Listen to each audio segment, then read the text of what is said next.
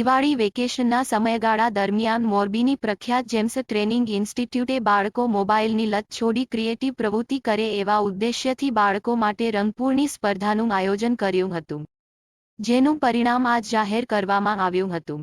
સ્પર્ધામાં ઘણા બધા બાળકોએ હોંશે ભાગ લીધો હતો અને રંગો વડે પોતાની કલાનું પ્રદર્શન કર્યું હતું, જેમાંથી જુનિયર કેટેગરીમાં ત્વેષા ચિન્મયભાઈ ત્રિવેદી, સિનિયર કેટેગરીમાં ભાવિ મહેશભાઈ ભારવાણી અને માસ્ટર કેટેગરીમાં જાનવી મહેશભાઈ ભારવાણીએ પ્રથમ ક્રમાંક મેળવ્યો છે।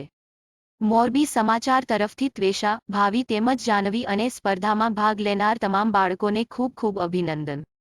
જેમ્સ ઇન્સ્ટિટ્યૂટે જણાવ્યું છે કે તેઓ બાળકોને પ્રોત્સાહિત કરવા માટે આગળ પણ આવા પ્રોગ્રામોનું આયોજન કરતા રહેશે।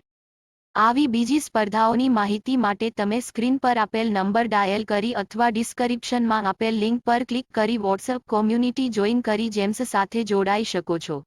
આવા અપડેટ તેમજ મોરબી જિલ્લાના ગામના તાજા સમાચાર મેળવવા મોરબી સમાચાર ચેનલને સબસ્ક્રાઇબ કરી લેશો અને અન્યને પણ સબસ્ક્રાઇબ કરાવવા વિનંતી।